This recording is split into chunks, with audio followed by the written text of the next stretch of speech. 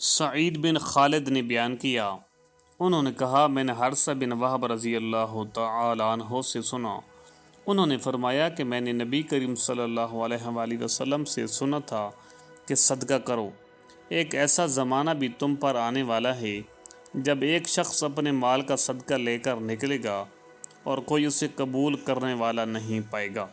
صحیح بخاری حدیث نمبر 1411۔ ابو الزناد نے بیان کیا، ان سے عبد الرحمن بن حرمز اعرج نے اور ان سے ابو ہریرہ رضی اللہ تعالی عنہ نے کہ نبی کریم صلی اللہ علیہ وآلہ وسلم نے فرمایا، قیامت آنے سے پہلے مال و دولت کی اس قدر کثرت ہو جائے گی اور لوگ اس قدر مالدار ہو جائیں گے کہ اس وقت صاحب مال کو اس کی فکر ہوگی کہ اس کی زکوٰۃ کون قبول کرے، اور اگر کسی کو دینا بھی چاہے گا تو اس کو یہ جواب ملے گا کہ مجھے اس کی حاجت نہیں۔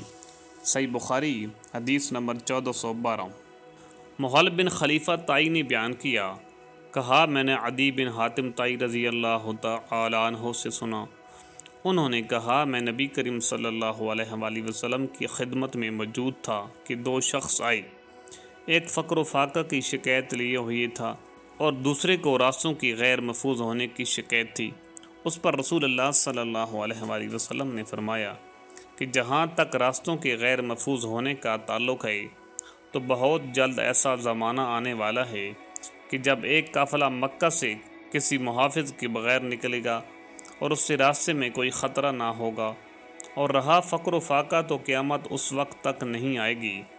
جب تک مال و دولت کی کثرت کی وجہ سے یہ حال نہ ہو جائے کہ ایک شخص اپنا صدقہ لے کر تلاش کرے لیکن کوئی اسے لینے والا نہ ملے، پھر اللہ تعالیٰ کے ایک شخص اس طرح کھڑا ہوگا کہ اس کے اور اللہ تعالیٰ کے درمیان کوئی پردہ نہ ہوگا اور نہ ترجمانی کے لیے کوئی ترجمان ہوگا،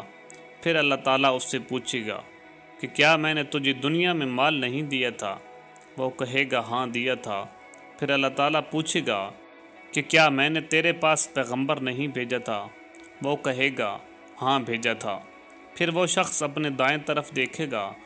تو آگ کے سوا اور کچھ نظر نہیں آئے گا، پھر بائیں طرف دیکھے گا اور ادھر بھی آگ ہی آگ ہوگی، پس تمہیں جہنم سے ڈرنا چاہیے، خواہ ایک کھجور کے ٹکڑے ہی کا صدقہ کر کے اس سے اپنا بچا کر سکو، اگر یہ بھی میسر نہ آ سکے تو اچھی بات ہی منہ سے نکالے۔ صحیح بخاری حدیث نمبر 1413۔ ابو اسامہ حماد بن اسامہ نے بیان کیا،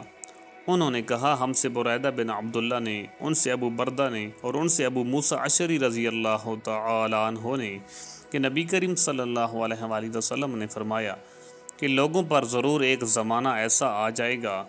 کہ ایک شخص سونے کا صدقہ لے کر نکلے گا لیکن کوئی اسے لینے والا نہیں ملے گا،